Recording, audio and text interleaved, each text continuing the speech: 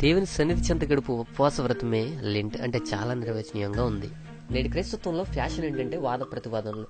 ఆత్మల భారం లేనివాడు బలగుది సమాధానం ఇస్తానంటాడు.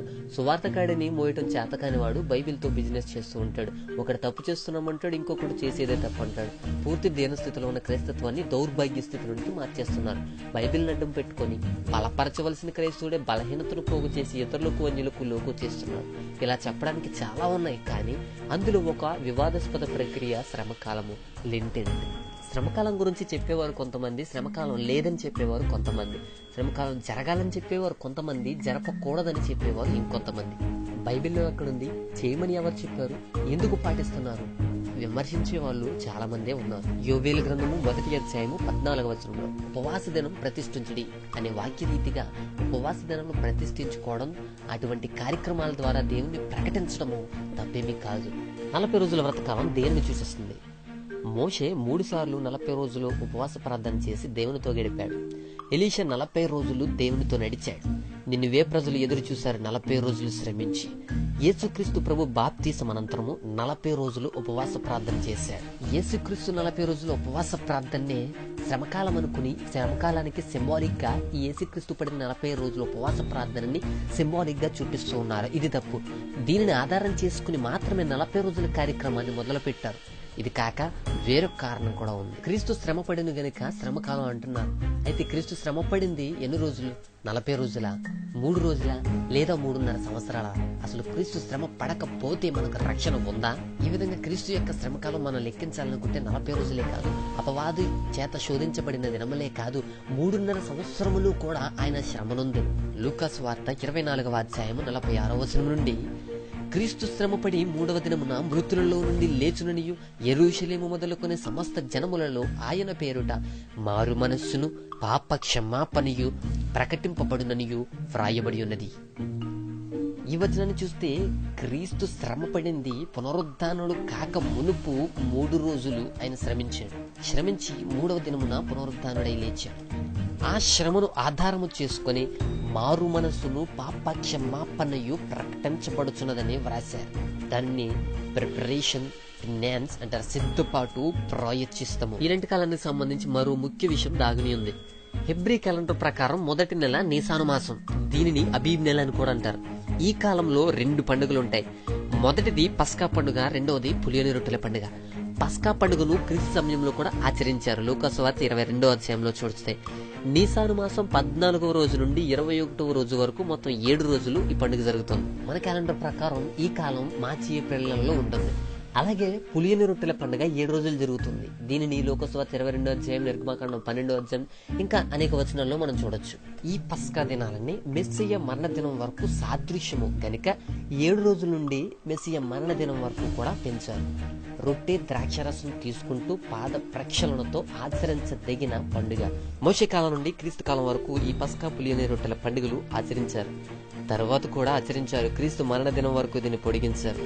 పస్కా గొర్రెపిల్లగా క్రీస్తు మారి వధించబడ్డాడు గనుక క్రీస్తును ప్రకటిస్తూ పండుగలు జరుపుతున్నారు. ఈ పండుగలు క్రీస్తును అనుసరిస్తూ జరపబడుతున్నాయి. అయితే యేసుక్రీస్తు శ్రమ పడటం నిజమే, కానీ మనల్ని శ్రమల నుండి విమోచించడానికి తప్ప మనల్ని శ్రమల పాలు చేయడానికి కాదు.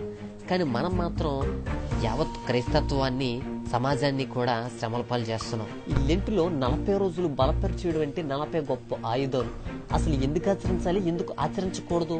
విశ్రాంతి దినం తప్ప వేరొక రోజు మందిరానికి రావద్దనా, లేదా ఇంకో రోజు ప్రార్థించడానికి కుదరదనా? 40 దినాలు ప్రతిష్ఠించుకోవడం తప్పే ఉంది. దానివల్ల మంచి జరుగుతుందా, చెడు జరుగుతుందా? లోకములో ఎక్కడ లేనటువంటి గొప్ప సంపాదన ఆత్మల సంపాదన.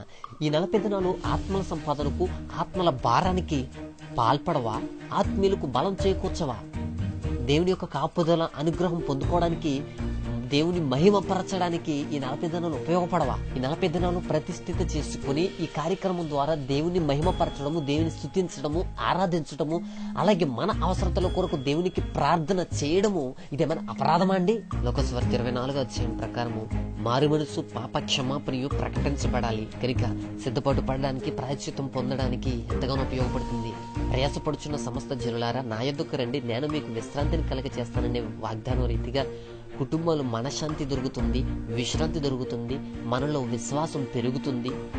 ప్రార్థన పరులు ప్రార్థన శక్తి పెరుగుతుంది. యవనస్తులు ఎదగటానికి, బలం పొందుకోవటానికి, దేవుని కాడి గురించి తెలుసుకోవటానికి, దేవుని వాక్యాన్ని, జ్ఞానాన్ని, మార్గాన్ని, వెలుగును మరింత తేటగా అర్థం చేసుకునే కార్యక్రమంగా నువ్వెందుకు స్వీకరించవు? శ్రమకాలం అనేది నీకు జీర్ణం అవ్వకపోతే నువ్వు నీ ఇష్టం వచ్చిన పేరు పెట్టుకో. అది అసలు శ్రమకాలమే కాదుగా, ఇంకెందుకు నీకు చింత? కానీ ఆలయానికి వస్తే నువ్వేమన్నా నష్టపోతావా? శ్రమల పాలవుతావా? ప్రార్థన కూటం అనుకో, వ్రతదినం అనుకో, ఉపవాస ప్రార్థన అనుకో, లేదా నీ ఇష్టం వచ్చిందనుకో, దేవునికి దగ్గరగా చేసే కార్యక్రమం ఏది కోల్పోకూడదు. దాన్ని విమర్శనగా చూడకూడదు. కొంతమంది తెలియక చేస్తారు, కొంతమంది తెలిసి మానేస్తారు. పద్ధతి, ఆచరణ దేవునికి మహిమకరంగా లేకపోయినా లేదా విరోధంగా ఉన్నా ఆ ప్రవక్తన మీద నువ్వు ఆలోచన పెట్టాలి. కానీ ఏంటనేది దేవునికి వాక్యానికి విరోధమైంది కాదు, సంఘానికి విరోధమైంది కాదు. విశ్వాసాన్ని బలపరచడానికి ఒక ప్రయత్నం అని చెప్పు, యవనస్తులు తీర్చిదిద్దడానికి ఒక ప్రయోగం అని చెప్పు, ఇది సిద్ధపాటు కోసం అని చెప్పు, ప్రాయశ్చిత్తం కోసం అని చెప్పు. తెలియని వారు చాలా అంటారు, తెలియక చాలా చేస్తారు. వాళ్ళకి వీడియో చూపించు, వారికి చెప్పించు. భారతదేశంలోనే కాకుండా నేటి క్రైస్తత్వంలో కూడా చాలా మూఢనమ్మకాలు చాలా చోట్ల ఉన్నాయి.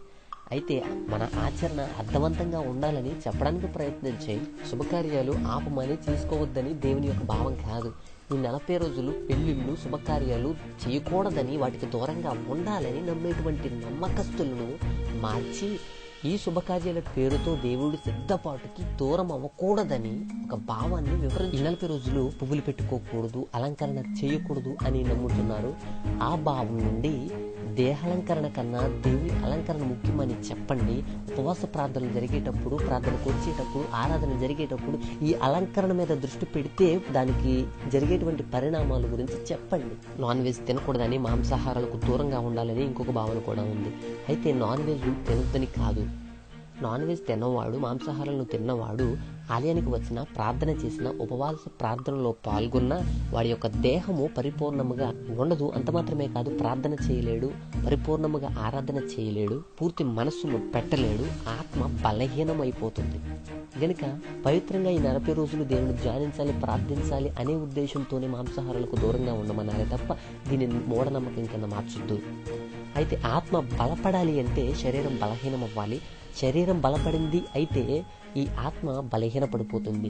పూర్ణ ఆత్మతోనూ, పూర్ణ శక్తితోనూ ప్రార్థించాలి, ఆరాధించాలి. కనుక ఆత్మను బలపరిచే క్రమంలోనే ఉపవాసం ఉండి ప్రార్థన చేస్తారు, ఉపవాసం ఉండి ప్రార్థనకు వస్తారు. అయితే ఉపవాసం ఉండడం అంటే భోజనాన్ని దూరం చేసుకోవడము, భోజనం తినకపోవడము కాదు.